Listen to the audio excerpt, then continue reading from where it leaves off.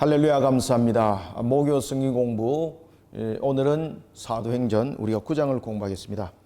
자, 사도행전 이제 8장과 9장의 이제 차이점이 있는데, 사도행전 8장까지는 이제 그 일곱 집사들의 사도행전 8장은 그 등장에 대한 효력, 그리고 또한 그러한 역할들이 조명되어졌던 것을 봅니다. 그 가운데서는 빌립이 좀 대표적으로 이 내용들을 전개해 나갔다면은, 이제는 9장에 보면은 새로운 한 인물이 등장합니다. 그는 이미 7장에서 한번 등장했죠. 7장에 스데반의 순교를 할 때에 7장 58절에 보면은 집행관으로서 스데반의 그 처형 장면을 끝까지 주관했던 한 인물. 히브리인들의 이름으로는 사울이고 로마식 발음으로서는 바울이라 부르는 그가 이제 등장하게 됩니다. 특히 이제 우리가 이제 사울의 오늘 그 9장에 보면은 사울의 우리가 일정을 잠깐 한번 봅시다. 사울이 그의 행적을 우리가 잠깐 보면은 예루살렘에 있을 때에 그는 바리새인이었습니다. 바리새인. 공회원이었죠. 공회원. 그리고 그가 공회를 대표해서 무리들을 이끌고 예수 믿는 자들을 발본색원하기 위해서 그가 가게 됩니다. 그는 예루살렘에서 주로 했던 역할들이 이제 뭔가 하면은 공회가 주관하는 일을 굉장히 수행을 잘하는 한 사람이었습니다. 그리고 그는 여러분들이 잘 아시는 것처럼 갈말리엘 학파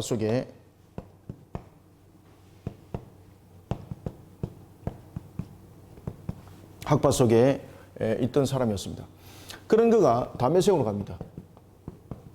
다메섹은 예루살렘으로부터 약 한 240km 정도 떨어졌다 보시면 됩니다. 약 한 240km.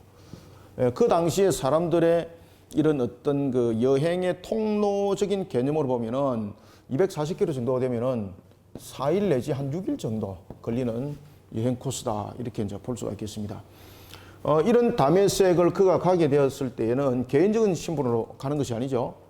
여기에서 다메섹으로 갈 때는 그가 어떤 목적으로 가는가 하면은 바로 예수 그리스도를 믿는 믿음 속에 있는 자들을 박해하기 위해서 가는데, 그래서 이 신분이 공회의 하나의 신분을 담고 있을 뿐만 아니라 그가 가지고 있는 이 공문이 어디든지 그는 국경을 넘어서라도 가서 신앙관계 문제, 유대인 가운데서 신앙관계에 문제되어 있는 자들은 체포하여서 이렇게 예루살렘으로 끌고 올 수 있는 그런 권위를 가진 공문을 가지고 가게 됩니다. 그래서 공무수행, 다메섹에 갔던 그 목적은 바로 공무수행이었습니다. 공무수행.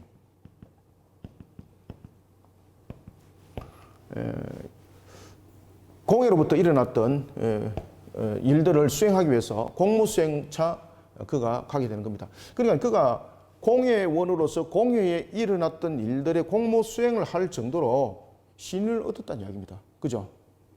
공회 안에서. 그러면은 사울의 위치와 입장은 그저 단순한 위치나 입장이 아니다는 이야기죠. 그런데 이 다메섹에서 그가 누구를 만납니까? 그렇죠. 다메섹 도상에서 이 속에서 이제 사건이 벌어지게 되는 겁니다. 오늘 이제 본문 속에서 등장하는 문제입니다. 오늘 본문 속에서는 예루살렘에서 출발해서 이 다메섹 이후에 이 사건들이 이제 전개되어지는데, 이때 그가 강력한 빛을 만나게 됩니다. 강력한 빛을 만나게 되는데, 이 빛이 바로 예수 그리스도 하나님의 임재로 나타났던 겁니다. 하나님의 임재였었고, 성자 하나님, 예수 그리스도죠, 그죠? 성자 하나님께서 나타나셔서 그에게 네가 지금 발본색원하려고 하는 것은 바로 하나님을 대적하는 행위다, 이것을 알게 하는 거예요. 이 다메섹 속에서 나타났던 그의 인생의 전환 터닝 포인트, 이것이 이제 굉장히 중요한 문제점들을 가지고 있게 되는 겁니다. 그리고 이곳에서 그가 다메섹에서 예수 그리스도가 하나님이라는 사실을 알게 되고, 이 속에서 그는 엄청난 충격을 받게 됩니다. 강력한 빛에 의해서 그는 실명당합니다. 그리고 같이 함께 동행했던 사람들이 이끌려서 어디로 갔겠습니까? 직가를 가는 거, 직가.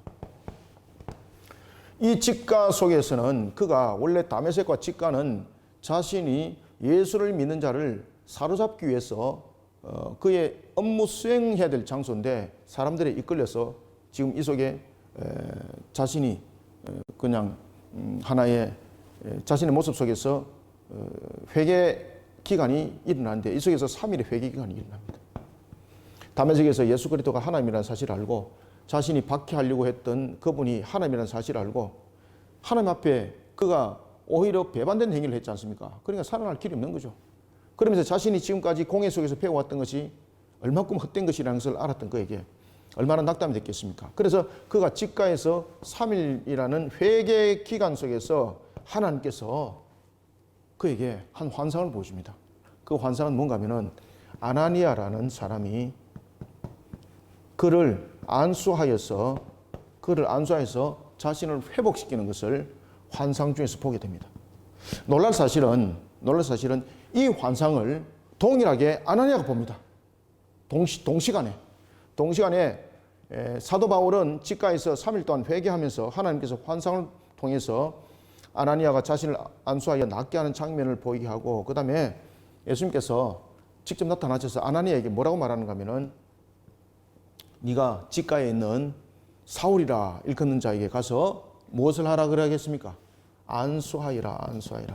안수하여서 그를 낫게 하라 라고 말하니까 아나니아는 사울에 대해서 너무나도 잘 알잖아요. 사울에 대해서 주님, 사울에 대해서 잘 모르십니까? 그는 예수 믿는 자를 발본색원하여서 죽이려고 그가 예루살렘에서 다메섹까지 우리를 붙잡으려고 온 사람 아닙니까?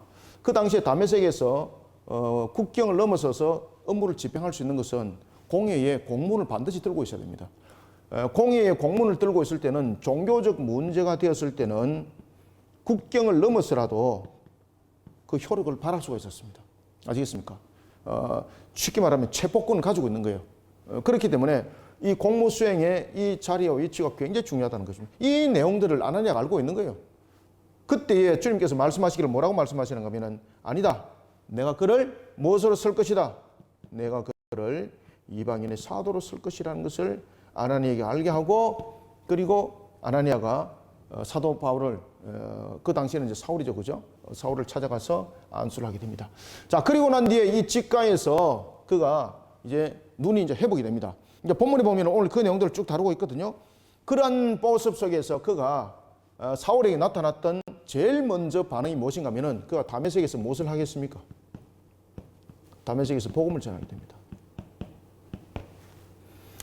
다메섹에서만 복음을 전할 뿐만 아니라 이 다메섹에서 복음을 전할 때 사람들이 자신을 믿나요? 믿지 않습니다.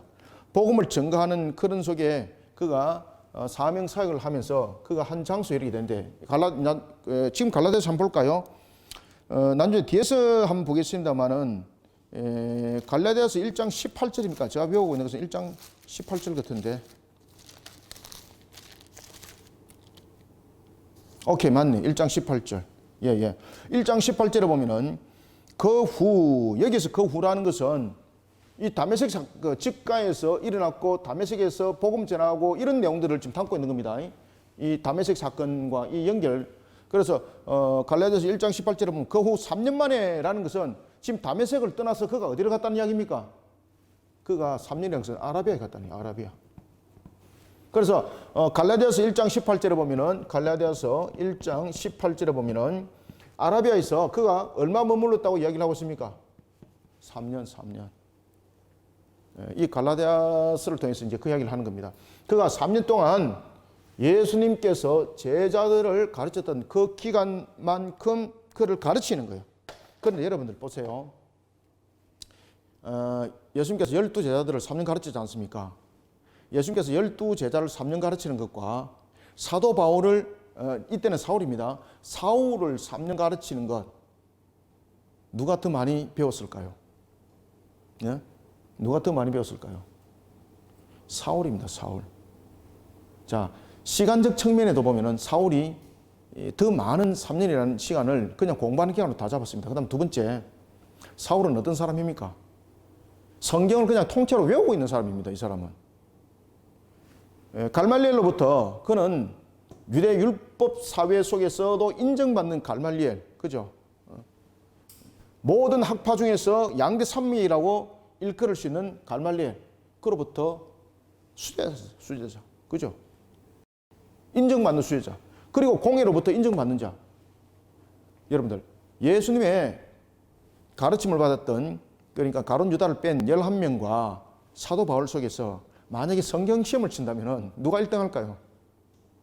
사울이 1등 합니다. 사울이. 한쪽 눈 감고 시험 쳐도 1등합니다. 그러니까 예수님으로부터 사명받았다는 것은 마치 그 당시에 11사도들이 마치 한 30년 공부한 것 같은 거예요, 여러분들. 이 속에서 그가 삼층층까지 경험을 하게 됩니다. 놀라운 사실을 경험하게 됩니다. 천국이라는 것을 실제적으로 그가 경험하게 되는 겁니다. 이런 3년이라는 아라비아에서 생활을 보내고 난 뒤에 그가 여러분 어디로 돌아왔을까요? 아라비아에서 어디로 갔을까요? 다메섹으로 다시 옵니다. 다메섹으로. 그리고 다메섹에서 그가 복음을 전하다가 그가 어디로 갔을까요? 예루살렘으로 올라가는 겁니다. 이때 예루살렘으로 올라갔을 때에 이때에 예수님의 그 사도들뿐만 아니라 모든 사람들이 바울을 알잖아요. 사울을. 저 사람이 누군지 알지 않습니까? 그때에 이 사울에 대해서 변정을 해주는 사람이 있는데 그가 누구였겠습니까? 바나바입니다. 바나바. 아니다. 내가 그가 복음을 전하는 것을 봤다. 그래서 이 사도 바울이 되기까지의 굉장히 중요한 이런 역할들을 한 인물이 있는데 그가 바로 바나바입니다. 바나바는 여러분들이 잘 아시는 것처럼 사도 바울과 함께 안디옥 교회에서 1차 전도 여행을 떠날 때에 함께 떠났던 장본인이면서 동시에 우리가 마가의 외삼촌이죠. 그죠? 마가의 외삼촌이었습니다. 그리고 이 예루살렘에서 어떤 사건이 벌어지는가 하면은 예루살렘에서 사도 바울을 물론 이제 그 속에서 사도들과 함께 독립도 이루고 일들을 해 나가지만은 여전히 사울이 이런 따돌림을 받게 되는 거죠.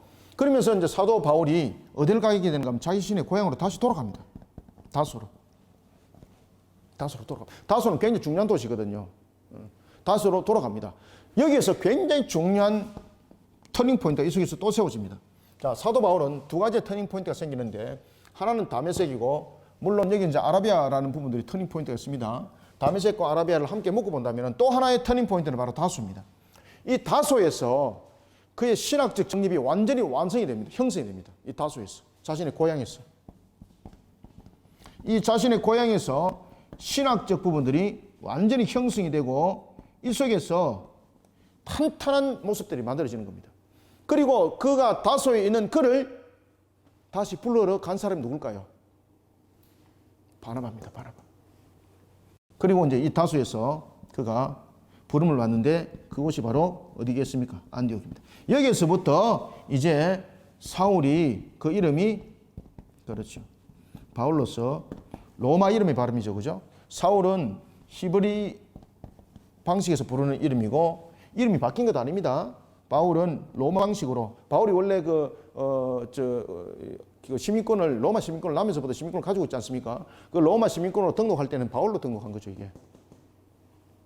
자, 이런 속에 오늘 9장 내용이 전체가 이렇게 전개됩니다. 아시겠죠? 그죠? 한눈에 일목요연하게 다 볼 수 있겠죠? 그죠? 요거는 그냥 외우셔야 됩니다. 이거는. 요거는 외우셔야 됩니다. 이 사도 바울의 행적 요거는 다 외우셔야 돼요. 그냥. 그래야만이 사도 바울에 대한 부분들이 흐름을 알 수가 있는 겁니다. 자, 우리가 이제 9장 1절부터 한번 봅시다. 오늘 내용이 43절까지인데 43절까지 제가 거의 다 내용을 다 설명을 다 했습니다. 안에 내용을 좀 길지만은 전체적으로 마무리를 하도록 하겠습니다. 읽고.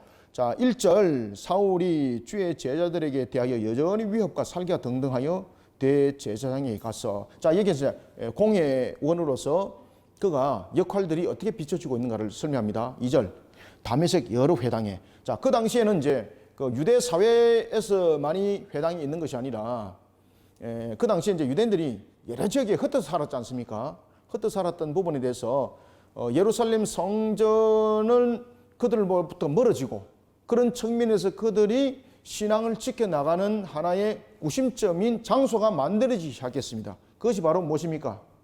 회당입니다. 회당. 이 회당의 첫 출발점들은 디아스포라로부터 출발됩니다. 디아스포라. 역사적 측면에서 만약 이야기한다면 물론 디아스포라와 회당은 다릅니다. 디아스포라는 바벨론 포로로부터 만들어졌던 부분들이죠. 바벨론 포로가 되었을 때에 그들은 예루살렘으로부터 이미 흩어진 자들이잖아요. 그래서 그들이 모여서 하나의 장소를 가지고 마치 예루살렘을 바라보면서 그들의 신앙을 지켜나갔던 장소, 그것이 바로 디아스포라였습니다. 디아스포라. 그런 유형을 가진 것이 바로 회당이었습니다. 다메섹에도 이런 회당이 있었습니다. 다메섹 지역에 유대인들이 굉장히 많이 살았습니다. 예루살렘으로부터 약 한 240km 떨어진 거리였는데 이 지역은 예루살렘이 군사적 측면 또는 하나의 정권적 측면에서 다스릴 수 없는 타지역입니다. 이방지역입니다. 이방지역. 그렇지만 종교적 문제에 있어서는 국제적 통용이 되는 것이 하나가 있었는데 그것은 공문을 가지고 오게 되면은 그 종교에 해당하는 공문을 가지고 오게 되면은 그 종교에 관한 것은 국경을 넘어서도 집행할 수 있는 권한이 서로 통용이 되었습니다. 오늘 그 이야기를 하는 겁니다. 자, 다메섹. 다메섹은 예루살렘으로부터 약 한 몇 킬로 정도 떨어졌다 그랬죠? 약 한 240km. 그 당시에 사람들이 이제 걸음으로 여행하는 걸음으로 보면은 뭐 나흘 내지 한 6일 정도에 충분히 갈 수 있는 여행 코스였습니다. 2절 다메섹 여러 회당에 가져갈 공문. 그래서 여기서 이제 가져갈 공문이라는 것은 당시 그 유대 사회에서 최고 사법 기관이 어디였습니까? 공회였죠, 그죠? 사내들인 공회. 이 사내들인 공회에 직인이 찍혀 있는 공문을 가지고 가면은 종교적 문제로 유대인 사회 속에서 이와 같은 공회를 형성하고 있는 죄송합니다. 회당을 형성하고 있는 마치 디아스포라 같은 모습을 하고 있는 그들 사회가 밀집 지역이었거든요. 유대인들은 흩어져서 안 살았었어요. 그 당시에 이렇게 밀집 지역으로서 이렇게 이제 살았는데 그 속에서 집행해 나갈 수 있었습니다. 거의 국제적으로 통용이 됐습니다. 그 당시에. 당시에 이제 유대 최고 사법기관이었던 그 사내들인의 명령권을 가지고 팔레스타인 영내 어디든지 효력을 발생할 수 있는 것이 바로 사내들인 공회의 증명서입니다. 아시겠죠, 그죠? 이 팔레스타인 지역이라는 것은 어디 지역인가 아시죠? 팔레스타인 지역이라는 것은 지중해 그 연안에 쭉 나와 있는 그 땅들이 팔레스타인 지역입니다. 그래서 팔레스타인 지역에 살고 있는 영내에 살고 있는 모든 유대인들은 종교적 측면에서 사내들인 공회의 지배 속에 있었습니다. 자, 그 공문을 가지고 그가 갑니다. 가는 이유가 무엇입니까? 예수 그리스도를 하나님이라고 믿는, 구세주라고 믿는 그들을 잡으러 가겠다는 거예요. 야, 이 사도 바울 사울이 했을 때 그 열정 대단하죠, 그죠? 이 열정과 이 열심이 여러분들 그가 사도가 됐을 때 더 강력하게 일어납니다. 2절 다메섹 여러 회당에 가져갈 공문을 청하니 이는 만일 그 도를 따르는 사람을 만나면 남녀를 막론하고 결박하여 어디로? 예루살렘으로 잡아오려 함이라. 결박하여라는 것은 이런 사내들인 공문이 가지고 있는 공문서의 효력입니다. 그래서 지금 사도 바울이 사내들인 공회의 공무 수행자 되는 거예요. 공무 수행자로 갈 정도로 그가 신뢰도 높았다는 겁니다. 이런 사울이 공회를 배반해 버리니까 유대 사회가 충격을 받는 겁니다. 아주 큰 충격을 받는 겁니다. 3절 사울이 길을 가다가 다메섹에 가까이 이르더니 호련히, 여기서 이제 호련이라는 것은 이제 초자연적인 역사가 이제 일어났다는 이야기입니다. 초자연적인 역사. 어디서? 요 다메섹에서 초자연적인 역사가 일어납니다. 여기서 이제 초자연적 역사가 일어날 때에 여기서 하나님의 임재가 나타나죠. 하나님의 임재가 나타날 때 강력한 빛으로 나타납니다.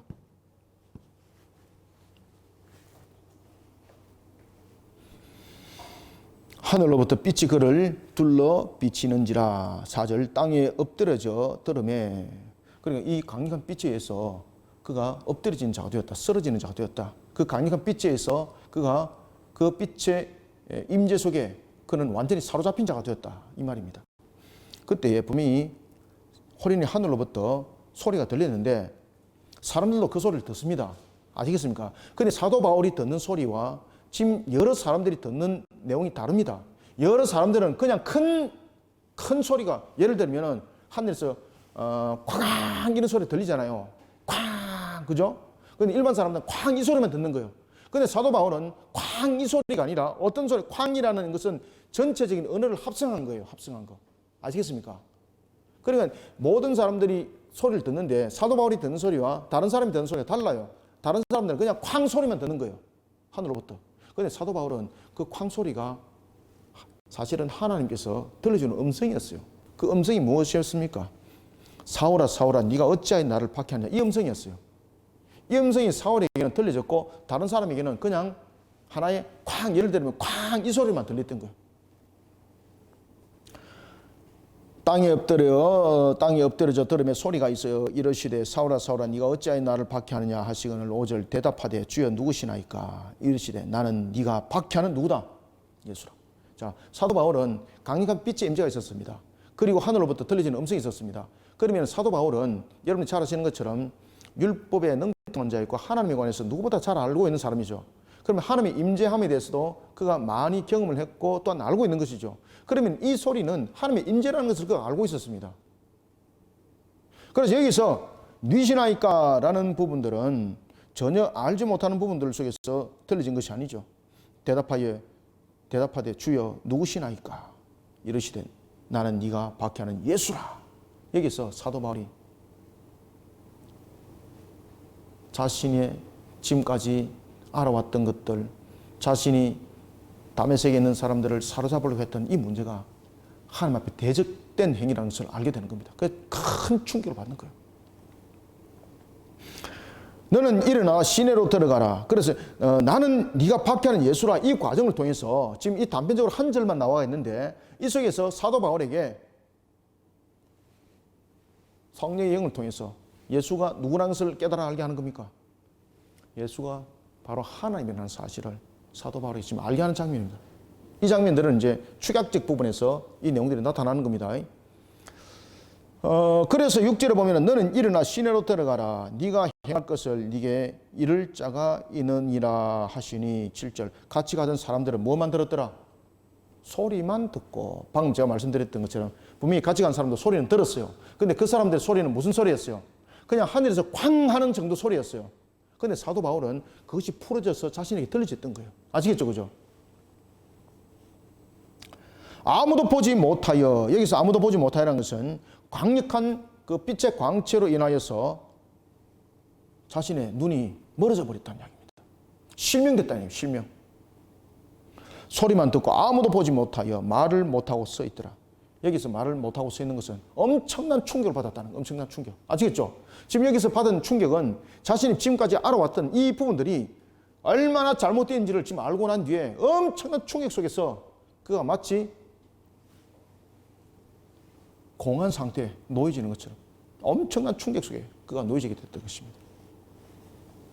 8절 사울이 땅에서 일어나 눈을 떴으나 어떻더라? 아무것도 보지 못하고 실명되어 버린 겁니다. 사람들의 소리에 끌려 다메섹으로 가서 사흘 동안. 자, 여기서 사흘에 일어났던 일들은 무엇이라고 그랬습니까? 그렇죠. 여기서 일어났던 것은 이제 다메섹에 걸려서 이제 직가로 가거든요. 이 직가 속에서 일어났던 것은 바로 회개기간입니다. 회개기간. 아까도 적었는데 지어졌네. 회개기간입니다. 회개. 3일 동안에 통안에 회개를 하게 되는 겁니다. 아시겠죠? 그죠?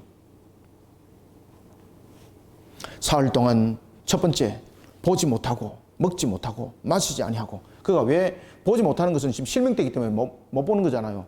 그렇지만은 먹고 마시는 것을 그가 중단했다는 것은 무엇입니까? 그가 지금 자신이 알았던 이 부분들이 그리고 자신이 박해를 하려고 자신이 사로잡으려고 왔던 이 지역에 예수 믿는 자들이 바로 하나님을 똑바로 섬기고 있는 자들이라는 것을 알았다는 이 충격. 이 속에서 자신은 하나님을 대적하는 자가 됐던 거예요. 그러니까 그에게는 먹을 양식이 중요한 것이 아니에요. 대회개함이 이 속에서 일어난 겁니다. 그러니까 식음을 전폐하고 3일 동안에 대회개 기도를 하는 겁니다. 그때에 하나님께서 아나니아에게 환상을 보여주고 그리고 사울에게 환상을 보여주는 동시에 상황들이 함께 정의되는 겁니다. 자, 우리가 성경에서 보면은 우리가 이제 사도행전 하기 전에도 제가 이제 이미 말씀드렸는데 우리가 사도행전에 보면은 세 명의 아나니아가 등장하죠. 사도행전에 보면은 아나니아가 세 명의 아나니아가 등장하는데 첫 번째 아나니아는 삽비라의 남편이죠. 그죠? 삽비라고 관계 있는 아나니아고 두 번째는 당시에 이제 대제사장이 아나니아가 있습니다. 그 다음에 세 번째는 아나니아인데 이 아나니아는 누굽니까? 바로 예수님의 제자입니다.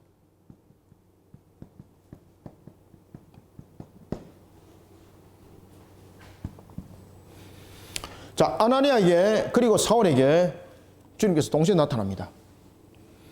그때 10절, 그때에 다메섹에 아나니아라 하는 제자가 있더니 주께서 환상 중에 불러 이르시되 아나니아야 하시거늘 대답하여 주여 내가 여기 있나이다 하니, 아나니아 굉장히 경건한 자였고 그리고 또한 주의 복음에 굉장히 순응한 자였습니다. 내가 여기 있나이다 하니 11절 주께서 이르시되 이렇게 말합니다. 어디를 가라? 직가에 가라. 왜? 직가에 갈 이유가 무엇입니까? 사울을 안수하여서 회복시키라는 겁니다. 자, 여러분들, 사울을 주님께서 그냥 회복시킬 수 있는 거잖아요. 근데 왜 구태여 아나니아를 보냈을까요, 여러분들요? 정인이 되기 위해서, 정인이 되기 위해서. 사울도 그 상황을 통해서 주님의 정인이 되는 것이고, 아나니아도 사울을 안수하면서 주님의 정인이 되는 것이고, 둘 다 상방의 정인이 되는 겁니다. 아시겠습니까? 그래서 아나니아를 세우는 겁니다. 주께서 일어나 직가로 가라. 직가라 하는 거리로 가서 유다의 집에서 다소 사람 사울이라 하는 사람을 찾으라. 여기서 다소 사람이라는 것은 사울의 고향입니다. 사울의 고향이 다소입니다. 다소 사람 사울이라 하는 사람을 찾아라. 그가 기도하는 중에 있느니라. 여기서 기도는 어떤 기도일까요? 회개 기도입니다. 회개 기도. 통한의 회개 기도를 하는 겁니다. 그때 아나니아 반응이 어떻을까요? 12절 그가 아나니아 하는 사람이 들어와서 자기에게 안수하여 다시 보게 하는 것을 보았느니라. 지금 이 동시에 문제죠. 지금 이 부분을 통해서 지금 주님께서 사울에게는 아나니아가 안수하는 장면을 환상 중에 보게 하고요. 그 다음에 아나니아를 통해서는 주님께서 환상 중에 나타나서 아나니아에게 사명과 사역을 주는 거예요. 지금 사울에게도 그리고 아나니아에게도 지금 동시상경으로 지금 나타나는 거예요. 지금 이게.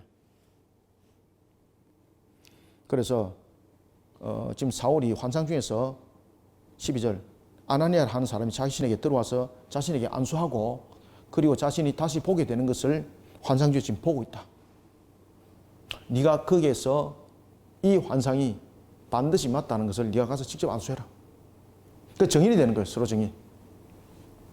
그때 아나니아 반응이 어땠을까요? 13절 아나니아가 대답하되 주여 이 사람에 대해서 너무나도 잘 알고 있다는 거죠. 그죠? 이 사람에 대하여 내가 여러 사람에게 들었사온저 그가 예루살렘에서 주의 성도에게 적지 않은 해를 끼쳤다 하더니, 자 여기서 적지 않은 해는 크게 두 가지죠. 첫 번째는 스데반 집사의 사형을 집행하는 부분에서 집행관이었고, 그 다음에는 사울이 예수 믿는 자를 발본세곤할 때 어떻게 했습니까? 그 집 안에까지 들어가서 남녀를 물론 가리지 아니하고 남녀노소를 막론하고 그는 집 안에까지 들어가서 그들을 사로잡아 놓을 정도로 그 소문 다 들었다는 거죠. 주의 성도에게 적지 않은 해를 끼쳤다 하더니 14절 여기서도 주의 이름을 부르는 모든 사람을 결박할 권한을 대제사장들에게서 받았나이다 하거늘, 그죠? 공무수행 속에서 지금 왔는데 이런 것이 이미 소문이 다 난 거예요, 이게. 그러니까 사도 바울을 사울입니다. 그 당시에 이제 사울이 이 다메섹에 오는 것은 마치 죽음의 저승사자와 같은 그런 모습을 가지고 있었습니다. 그러니까 얼마나 사람들이 두려웠겠습니까, 유대인들이. 그 소문 들어서 다 알고 있고 자기도 알고 있다는 거죠. 유대 사회 속에서 이미 다 알고 있다는 거죠. 그런데 그를 위해서 안수하여서 회복시키고 낫게 하는 것은 있을 수 있는 일이 아닙니다라는 것이죠. 그때 자 주님께서 이렇게 말합니다. 15절 주께서 이르시되 가라. 이 사람은 내 이름을 이방인과 임금들과 이스라엘 자손들에게 전하기 위하여 택한 무엇이다? 나의 그릇이다. 이방인의 사도를 쓴다는 거죠. 나의 그릇이다. 그래서 이 직가 속에서 초잔제 역사를 통하여서 일어났던 일들, 그리고 이 속에서 이제 아나니아를 통해서 안수하게 하시고, 아나니아를 통해서 안수하게 했던 이유가 목적이 무엇입니까? 주님의 목적은 그를 이방인의 사도를 세우기 위해서, 이방인의 사도로 세우기 위해서. 그래서 나의 그릇이라는 것은 이제 이방인의 사도로 선다는 겁니다. 자신의 의지와 상관없이 하나님의 은혜와 하나님의 계획하심 속에서 모든 것은 기인되었고 그렇게 선택되었다는 겁니다. 그래서 우리가 보면은 때로는 상상을 초월하는 그러한 주님의 선택함이 있을 수 있는 거죠. 자, 그런 속에 이제 16절, 그가 내 이름을 위하여 얼마나 고난을 받아야 할 것을 내가 그에게 보이리라 하시니. 그래서 앞으로 이제 장차 일어날 일들, 그리고 그가 이방인의 이제 사도로서 걸어가야 될 그 일들, 그 고난의 길들, 그것을 내가 그에게 보일 것이다 라고 말하는 겁니다. 자, 이때 이제 아나니아가 더 이상 자신의 어떤 알고 있는 바, 또한 자신이 그 일을 집행할 수 없습니다. 이 이야기 안 하죠. 그죠? 주님께서 말씀하시니까 그것을 그대로 받아들이는, 그래서 아나니아가 굉장히 경건하고 순종하는 그런 제자였습니다. 아나니아가 일어납니다. 이 다른 사람 같으면 이 못 떠납니다, 이거. 그죠? 사울이 누굽니까? 완전 저승사자거든요. 두려워서도 못 가는 거예요. 그런데 아나니아는 주님께서 말씀하시니까 순종해서 가는 겁니다. 여러분들이 잘 아시고 있는 이 장면은 그냥 단순한 장면이 아닙니다. 이 장면은 아나니아가 지금 사울을 안수하러 간다는 이 자체가 자신을 잘못하면 죽는 겁니다. 이거 자신이 환상 중에서 착각을 할 수 있는 거잖아요. 그런데 환상 속에서 주님께서 자신에게 실질적으로 다가오신 거예요. 저는 이것을 어떻게 경험하는가라는 것은 저도 경험해봤기 때문에 압니다. 이거는 그냥 우리가 착각 속에서 일어나고 꿈꾸는 것도 아닙니다. 사실 그대로 그냥 보입니다. 그대로. 제가 이제 새벽재단을 쌓으면서 이제 그런 일들을 여러 번 경험을 했거든요. 그냥 내 앞에서 펼쳐집니다. 그냥. 그 직접 대화를 가집니다. 그냥. 사건이 그냥 일어납니다. 그냥. 17절, 아나니아가 떠나 그 집에 들어가서 이제 사울이 있는 집가로 갔습니다. 그 집에 들어갔습니다. 그에게 안수하여 이르되, 자 보십시오. 이제 단어가 틀리잖아요. 형제 사울아, 주 곧 네가 오는 길에서 나타나셨던 예수께서 나를 보내어, 첫 번째 어떻게 하라? 너로 보게 하게 하시고. 자, 3에 대해서 충실하죠. 너로 첫 번째 다시 보게 하시고, 두 번째 어떻게? 성령으로 충만하게 하실 것이다. 내가 이 사역을 감당하기 위해서 왔다. 자, 18절. 즉시 사울의 눈이 떠졌습니다. 그 당시에 이제 사울이 눈이 단순한 실명이 아니고 마치 비늘이 눈을 덮은 것처럼 그런 상태가 아마 됐던 것 같아요. 그래 눈의 비늘이 벗겨집니다. 초전지 역사적 치유라는 거죠. 이게. 그리고 다시 보게 된지라 일어나 세례를 받고, 자 여기서 이제 세례를 받는 것은 예수 그리스도의 죽으심과 연합되는 겁니다. 그의 부활과 예수님의 부활과 연합되는 의식이 일어난 겁니다. 세례를 받고 음식을 먹으며 강건하여 지니라. 이런 사울이 집가에서 나타났던 그의 변화된 모습, 그가 사로잡으려고 왔던 그 장소에 복음을 전합니다. 그러니까 사람들이 얼마나 두려워하겠습니까? 사람들이 어떻게 생각했을까요? 아, 이가 위장하여서 우리의 장소를 알려고 하는구나. 그러니까 사람들이 의심하잖아요. 갑자기 그가 공의의 공문을 가지고 우리를 잡으러 왔는데, 그런데 다메섹에 와가지고 복음을 전하는 거예요. 이게 누가 믿겠습니까? 그죠? 그래서 사람들은 어떻게 인식하고 있는가 하면은 그가 위장하여서 마치 그리스도인이 된 것처럼 위장하여서 우리가 모여서 예배드리는 이 장소를, 비밀 장소를 그가 알려고 한다. 사람들이 그렇게 딱 인식을 하는 겁니다.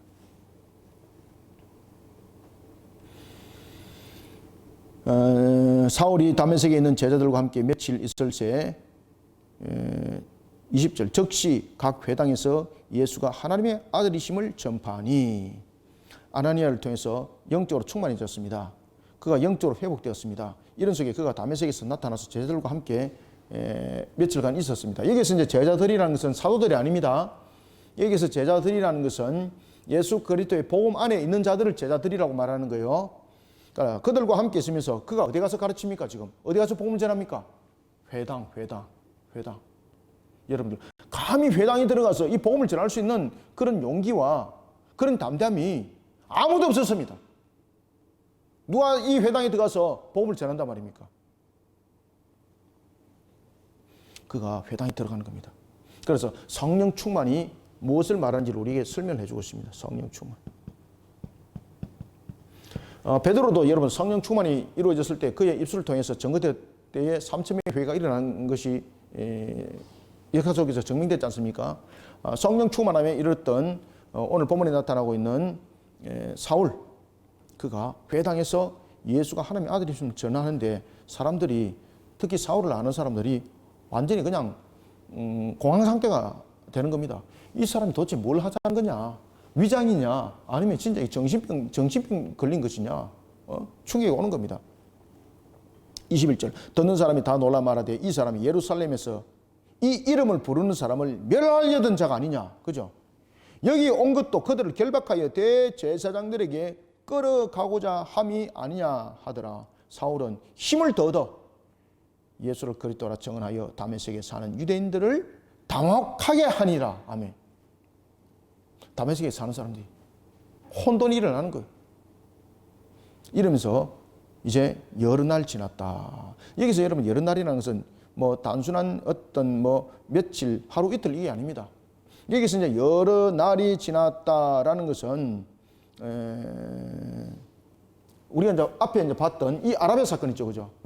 이 3년 기간을 말하고 있습니다. 갈라디아서 1장 18절 내용입니다. 이게. 그래서 여기서 여러 날이 지났다라는 것은 그냥 단순하게 어떤 의미를 갖고 있지 않고 여기서 이제 헬라어로 여러 날이라는 것은 충분한 시간이 지났습니다. 이 뜻입니다. 충분한 시간. 여러 날이라는 것은. 그래서 짧은 기간이 아닙니다. 이 말입니다. 짧은 기간. 그러면 짧은 기간이 아니면은 그가 여러 날이 지남에 그가 지금 다메섹에 지금 다시 온 모습이거든요. 이 성경 구절은 갈라디아서 1장 18절과 연결됩니다. 갈라디아서 1장 18절. 그래서 여기서 여러 날이라는 것은 어디와 연결된다고요? 갈라디아서 1장 18절과 연결됩니다. 여러 날이 지나며라는 것은 그가 회심한 이후에 충분한 시간을 가지고 그리고 아라비아의 광야에서 주님으로부터 직접 3년을 가르침을 받고 그가 다시 다메섹으로 지금 돌아온 것을 말합니다. 아라비아에서 다메섹으로 다시 돌아온 것. 그때에 유대 사회 속에서 사도 바울이 그때는 사도 바울이 안 했죠. 사울이 유대교를 배반한 것으로 알고요. 사울을 죽이려고 합니다. 용서할 수 없는 거죠.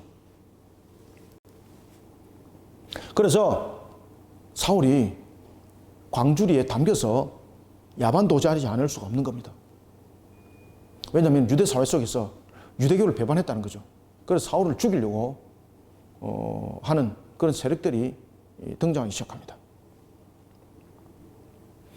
24절 여러 날이 지나 유대인들이 사울 죽이기를 공모하더니 그 계교가 사울에게 알려지니라. 그들이 그를 죽이려고 밤낮으로 성문까지 지키거늘 아주 치밀한 계획을 세웠다는 이야기입니다. 지나가면 그냥 바로 그냥 섭계해서 살인을 하겠다는 겁니다. 이 소식이 들려졌던 거죠. 그래서 제자들, 여기서 이제 제자들은 사울로부터 이제 가르침을 받게 되는 사람들을 말합니다. 여기서 제자들은 사울로부터 가르침을 받은 사람입니다. 사울로부터 가르침을 받은 사람.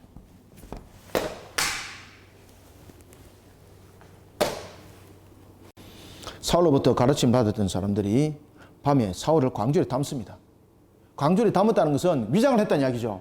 왜? 눈에 보이기만 하면 그냥 죽이겠다는 이야기죠. 그러니까 요소요소에 지금 사람들이 있다는 이야기죠. 위장을 하지 않고는 사울을 보존할 수 없는 거예요. 그리고 낮에 특히 이 일들이 행할 수도 없는 거죠. 밤에 어스름할 때 사람들에게 안 볼 때 광주리에 담아서 성문 밖으로 그를 광주리에 담아서 내보내서 탈출하도록 만들었던 겁니다.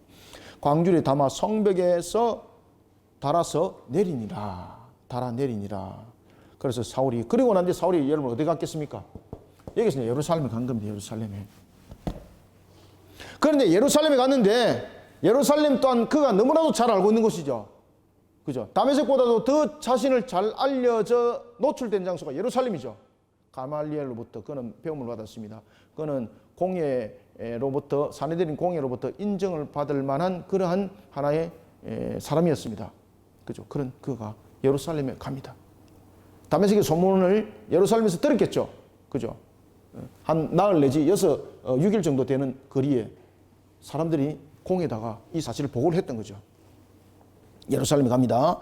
26절 사울이 예루살렘에 가서 제자들을 사귀고자 하나 다 두려워하더라. 왜 두려워했겠습니까? 야, 이거 위정하는 겁다. 그 당시에 여러분 예수 믿는 자들은 발본세곤에서 전부 다 죽이는 거지 않습니까? 그러다 보니까 이 예루살렘에 있는 사람들은 어떻게 여겼습니까? 사울 그러면 잘 알잖아요. 공의를 대표하는 사람. 그를 예수 믿는 사람으로서 우리가 받아들일 수 있는가? 사도들이 받아들일 수 없는 거죠. 왜? 그가 우리의 장소를 위장하여서 알게 되고 그럴 때에 사내들인 공에서 완전히 초토화를 이루고자 하는 작전이 전개될 수가 있는 거죠. 그러니까 아무도 안 믿습니다. 사울이 예루살렘에 가서 제자들을 사귀고자 하나 다투려 하여 그가 제자됨을 믿지 아니하니, 이때 누가 등장합니까? 바나바가 증인이 되는 겁니다. 바나바가. 여기서부터 바나바가 계속해서 사울이 사도로서 쓰임받는 굉장히 중요한 역할들을 하게 되는 거죠. 그 당시에 여러분 바나바는요 굉장히 유명한 사람이었습니다. 바나바는 속사도 교부거든요. 6명의 속사도 교부 가운데서 한 사람입니다. 이 바나바. 속사도 교부 가운데서 한 사람이었던 이 바나바가 그 당시에 바나바가 굉장히 부자였습니다. 앞에도 여러분들 그 아나니아와 삽비라 사건 때 말씀드렸죠, 그죠? 바나바가 굉장히 부자였습니다. 그는 지주층이었습니다. 그런 그가 자신의 재산을 전부 다 팔아서 가난한 자들을 섬기는 것에 전부 다 헌신을 하게 되는 겁니다. 굉장히 여러분들 그가 경건한 자였고요. 굉장히 그 다음에 사람들에게 신뢰를 하는 사람이었습니다. 그리고 그 집안 자체가 부유했습니다. 바나바의 조카가 누굽니까? 마가죠. 마가도 이름은 가난한 집안이 아니죠. 마가도 이름 부유한 집안이었습니다. 옷을 입은 것도 보면은, 그리고 마가 다락방의 그 규모를 보면은 굉장히 큰 부자였다는 것을 알 수가 있습니다. 그러니까 집안 자체가 아마 부유했던 것 같아요. 그런 바나바가 자신의 재산을 다 팔아서 주의를 하는 것에 전부 다 내어놓습니다. 그런 바나바는 사람들에게 아주 신뢰도 높았고요. 아주 경건한 자였습니다. 그러니 다른 사람들의 말은 안 믿어도 바나바 말은 믿는다, 이럴 정도였습니다. 사울에 대해서 누가 보증을 합니까? 바나바가 보증을 하는 겁니다. 그 당시에 사람들은요, 사울은 못 믿어도 바나바는 믿거든요. 바나바가 보증이 됩니다. 27절. 바나바가 데리고 사도들에게 가서 그가 길에서 어떻게 주를 보았는지, 그죠? 다메섹 사건 이야기도 하는 거예요. 주를 보았는지와 주께서 그에게 말씀하신 일과 다메섹에서 그가 어떻게 예수의 이름으로 담대히 말하였는지를 지나니, 정의이 된 거죠. 사실에 대한 정의. 사울이 제자들과 함께 있어, 여기서 함께 있으라는 것은 이제 드디어 인정을 받습니다. 누구를 통해서? 바나바를 통해서 인정을 받게 되는 겁니다. 참 중요한 역할을 하는 겁니다, 바나바가.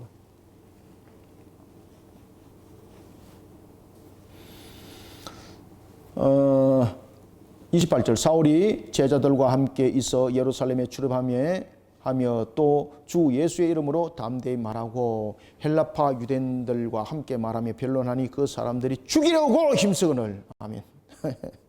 여러분들, 헬라파 유대인.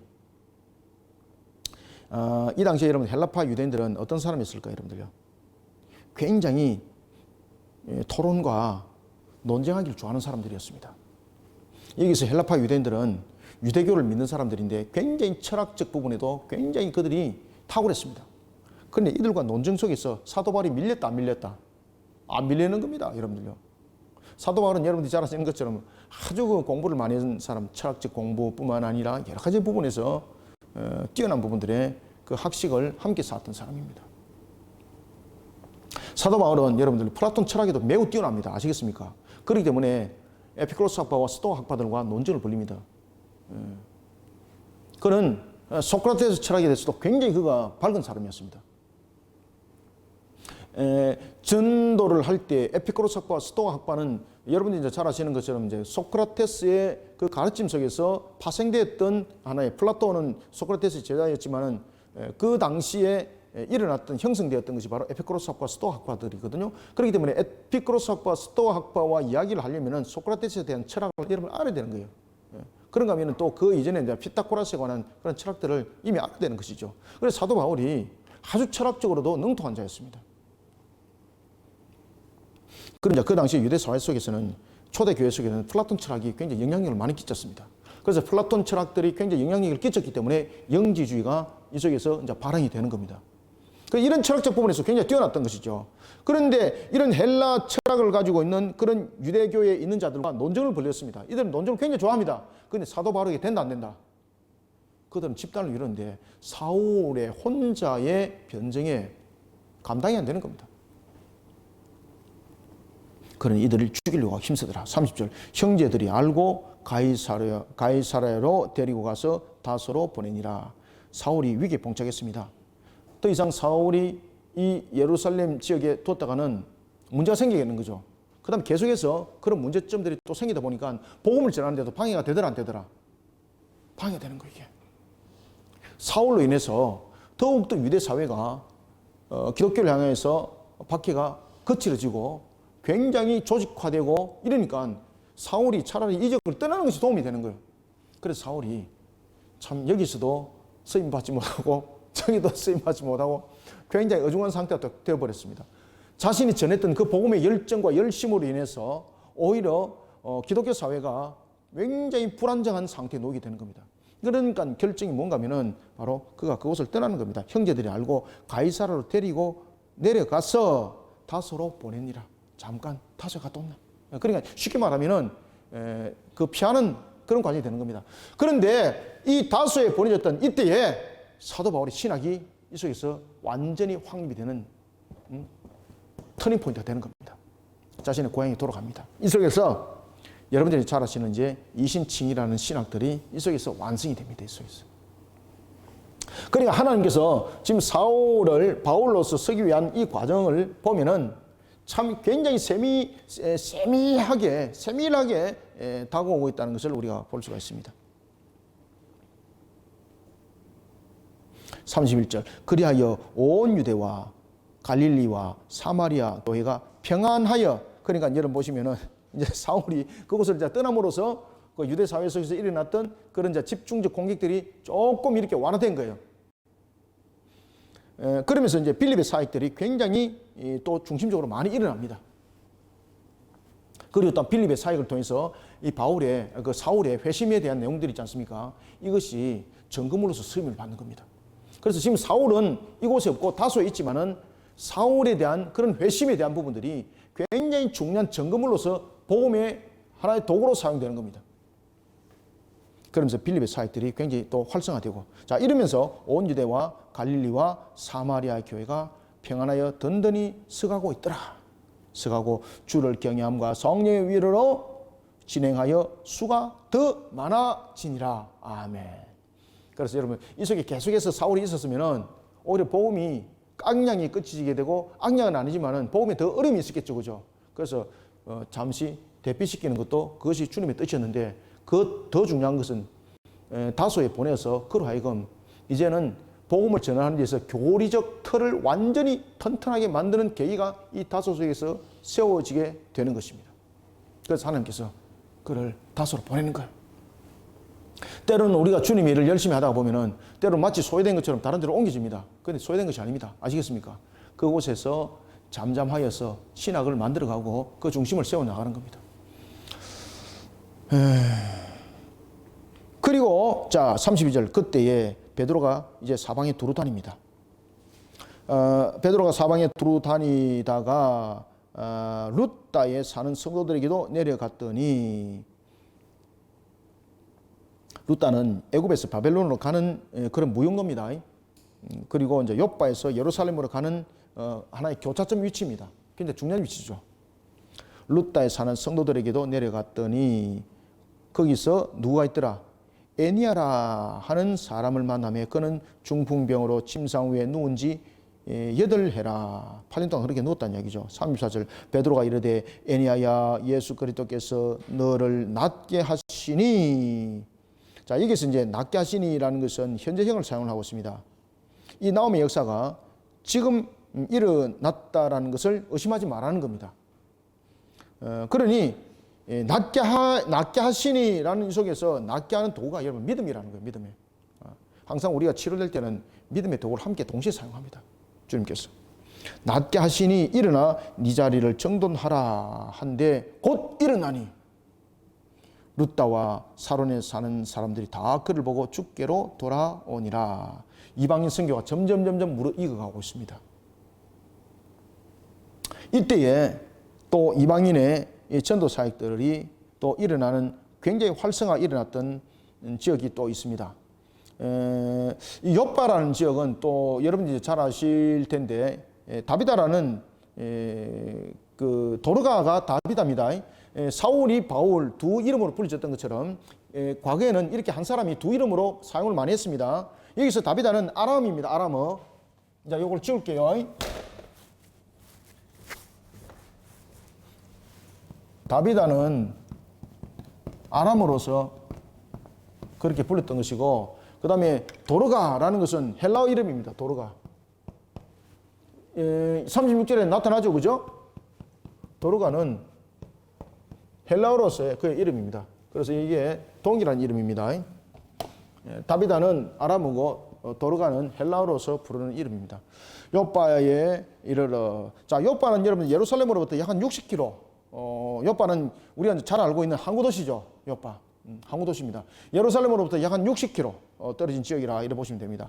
요바에 다비다라 하는 여제자가 있으니 그 이름을 번역하면 도르가라. 선행과 구제하는 일이 심히 많더니 그때 병들어 죽음에 시체를 씻어 다락에 누이니라. 참 사람들에게 충격이 많이 갔습니다.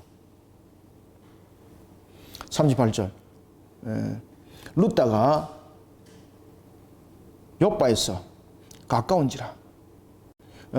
여러분 룻다에서 욥바까지 제가 이제 그 상황을 제가 지도를 잠깐 봤거든요. 보니까 그 상황들 거리는 약 한 어느 정도 되는가 하면은 룻다에서 욥바까지는 약 한 16km에서 18km 정도. 16km에서 약 한 18km 정도. 그럼 굉장히 가까운 거리지 않습니까? 특히 이제 이 16km, 18km 정도 되면요, 그냥 하나의 생활권이라고 보시면 됩니다. 하나의 생활권. 룻다가 욥바에서 가까운지라 제자들이 베드로가 거기 있음을 듣고 두 사람을 보내어 지체 말고 와 달라고 간청하여 베드로가 일어나 그들과 함께 가서 이름에 그들이 데리고 다락방에 올라가니 모든 과부가 다비다와 같이 구제에 힘썼던 친구들입니다. 여기서 모든 과부가 베드로 곁에 서서 울며 도르가가 그들과 함께 있을 때에 지은 속옷과 겉옷을 다 보이거늘. 자, 여기에서 이제 속옷과 겉옷을 보인 이유는 무엇입니까? 그가 얼만큼 헌신했는가를 확인해 주는 겁니다. 특히 여러분 겉옷이라는 것은 굉장히 중요하죠. 그 당시에 이제 그 팔레스타인 지역에서 겉옷은 하나의 소유와 생명에 대한 부분들과 연결됩니다. 그 당시에 이제 그 팔레스타인 지역은 사람들이 이제 장기간의 여행을 했지 않습니까? 그리고 이제 사막 여행을 하지 않습니까? 특히 여러분 보시면 우리는 더우면 반팔 입잖아요. 그런데 저 중동 지역에 굉장히 더운 지역에 있는 사람들이 반팔 입던가요? 긴팔 입던가요? 긴팔 입죠. 왜 긴팔 입을까요? 반팔을 입다 이러면은요, 그 배치에서 몸이 탈수됩니다. 탈수. 그럼 죽는 겁니다. 그것을 막는 역할을 하는 겁니다. 막는 역할. 그래서 이 옷이라는 것은 우리는 옷을 보면은 하나의 치장거리라 말하잖아요. 근데 그들은 옷 이름이요, 생명의 수단입니다. 생명의 수단. 그 다음에 그 낮과 밤의 온도 기온이 굉장히 크지 않습니까? 편차 차이가. 따라서 밤에는 그냥 얼어서 죽는 거예요. 얼어서 죽는다는 것은 우리처럼 이렇게 영하가 아니고 편차 차이가 너무나도 심하기 때문에 그 몸이 견디지 못하고 저온 상태에서 죽는 겁니다. 그러면은 이 옷은 바로 낮과 밤에, 낮에는 수분을 증발시키는 것을 막는 역할을 한다면은 밤에는 어떤 역할을 할까요? 이불의 역할을 하는, 이불의 역할. 그래서 성경에서도 보면은 겉옷을 저당 잡혔을 때는 밤이 되면은 어떻게 하라? 돌려줘라 그러잖아요. 왜? 생명과 직결되기 때문에. 그 겉옷을 봤습니다. 속옷을 봤습니다. 이것은 화려함이 아무것도 없는 거예요. 그 당시에 다비다라 하는 이 도르가는 자신의 재산을 전부 다 팔았어. 이와 같이 구제하고 섬기는 일에 그것을 사용을 합니다. 그 이유는 바로 뭔가 하면은 구원받은 자로서의 그의 모습들이 어떻게 행해져야 되는가라는 것을 표현해주고 있는 것이죠. 겉옷을 다 보이거늘. 40절 베드로가 사람을 다 내보내고 무릎을 꿇고, 여기서 이제 그 무릎을 꿇은 이유는 무엇입니까? 간절함을 담은 겁니다. 그 당시에는 대체로 기도할 때 어떻게 기도했을까요? 우리가 이제 마태복음에도 보면은 바리새인들이 기도할 때에 여러분 무릎 꿇고 기도하든가요? 앉아서 기도하든가요? 서서 기도하든가요?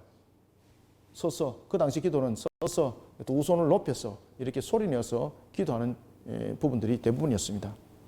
당시 기도는 이와 같이 서서 손을 들어서 기도하는 데 반해서 지금 베드로의 행동은 간절함을 표현하고 있는 거예요. 간절함을. 그래서 여기서 무릎을 꿇고라는 것은 베드로가 지금 간절하게 기도를 하는 거예요. 간절하게. 무엇을 봤습니까? 도르가의 여러 가지 그 선행을 들어서 압니다. 그리고 선행의 그 현장을 목격을 해서 압니다. 가슴이 찢어지는 거예요. 간절히 기도를 하는 겁니다. 무릎을 꿇어 기도하고 돌이켜 시체를 향하여 이르되 다비다야 일어나라 하니 그가 눈을 떠 베드로를 보고 일어나 앉은지라. 아멘. 주님께서 베드로에게 간절한 기도 속에서 성령을 통해서 그 일들을 하시는 거예요. 성령을 통해서. 이것은 베드로의 능력이 아니죠. 성령께서 베드로의 입을 여는 거예요. 그리고 하나님께서 명령을 하는 거예요. 다비다야 일어나라. 달리다콤 일어나라. 그죠? 나사로를 향해서 주님께서 나사로야 나오라 라고 명했던 것처럼 말입니다. 그때 다비다가 눈을 뜨더라. 일어나더라. 앉았더라. 41절 베드로가 손을 내밀어 일으키고, 여기서 손을 내밀어 일으키고 라는 것은 죽은 상태에서는 손대면 안 되잖아요. 죽은 상태에서 손대는 것은 정결예식법에 의해서 자신도 부정함이 되는데, 여기서 손을 내밀어 그가 일으켰다라는 것은 이 부분을 통해서 그가 살아있는 자라는 것을 지금 확인시켜 주는 거예요. 손을 내밀어 일으키고 성도들과 과부들을 불러들여 그가 어떻다? 살아나는 것을 보이니 온 요파 사람이 알고 많은 사람이 주를 어떻더라? 믿더라. 이때 이제 도로가가 살아나는 것은 부활이 아니죠. 소생이죠. 그죠? 소생입니다. 그러면은 소생시킨 이유는 무엇인가? 증거로 쓰기 위해서 주님께서. 그래서 모든 사람을 살리는 것은 아닙니다. 그래서 다비다에 대한 그를 소생시켜야 될 이유는 그 당시에 이 다비다를 살림을 통해서 그 사회 속에서 끼쳤던 영향력, 그 복음의 영향력이 매우 극대화되는데 아주 중요한 내용이었죠. 그래서 주님께서 다비다를 살리는 거예요. 도로가라는 다비다를 살리는 거예요. 온 요파 사람이 알고 많은 사람이 주를 믿더라. 43절 마지막입니다. 베드로가 요파에 여러 날이 있어 시몬이라 하는 무두쟁이 집에서 머무니라. 자, 이러면서 이제 11절에 10장들이 이제 연결됩니다. 자, 무두장이라는 것은 그 뭔가 하면은 이제 짐승의 이런 가죽들을 가지고 여러 가지 이 가죽들을 가공해서 옷도 만들고 구두도 만들고, 옛날에 성경에 보면은 뭐 구두장이라 이렇게 나와 있습니다. 그래서 이제 그러니까 꼭 막 구두를 만드는 것처럼 이렇게 이제 보여주기 때문에 그런데, 무두장이라는 것은 옷도 만들고 가죽 신발도 만들고 그런 하나의 세공의 기능을 가지고 있는 것을 무두장이라고 했습니다. 그래서 당시에 짐승의 가죽을 가공해서 피역을 통해서 뭔가를 만드는 사람, 그것을 무두장이라고 했습니다. 아시겠죠? 그죠? 과거 성경에 보면 구두장이라 이랬는데 또 구두 만드는 사람 수성고인처럼 이렇게 이제 보이지 않습니까? 그래서 이것이 이제 번역이 이제 잘못돼서 그걸 수정을 한 거예요. 무두장이 집에서 머무니라. 아멘. 자, 오늘 우리는 이와 같이 이제 9장을 통해서 다메섹 도상에서의 사울의 대회심, 그리고 또한 이런 과정을 통해서 주님께서 일하심을 우리가 보았습니다. 그리고 마지막으로는 다비다를 살리심으로 복음에 아주 큰 영향력을 끼치게 됐던 성령의 대사건들을 우리는 보았습니다. 우리는 오늘도 이 시간에 주님이 주신 말씀을 가지고 나갈 때는 이런 동일한 역사들이 일어납니다. 필요에 따라서 말입니다. 그래서 항상 우리는 말씀의 권세를 가지고 주님이 주신 사명과 사역 속에 충성을 다하는 우리의 모습들이 다 되시기를 소원합니다. 기도하겠습니다. 하나님 감사합니다. 주님께서 오늘도 우리에게 열어주시는 장막의 말씀이 하늘의 문이 열리는 말씀이 되게 해주시고, 우리에게 주신 꼴의 양식이 되게 부족함이 없도록 은혜 담비를 부어 주옵소서. 특히 다메섹을 통해서 참으로 사울이 주님의 임재함을 통하여 살아계신 하나님을 그는 알게 되었고, 그런 속에 직가의 사건과 그리고 또한 아라비아와 그리고 그가 또한 고향에 다시 돌아갔던 다소의 사건을 통해서 주님의 사명과 사역자로서 만들어가는 것을 봅니다. 그런가 하면 도로가라 다비다의 그 모습을 통해서 또한 복음의 정금으로 서기 위한 그의 소생을 또한 함께 봐왔습니다.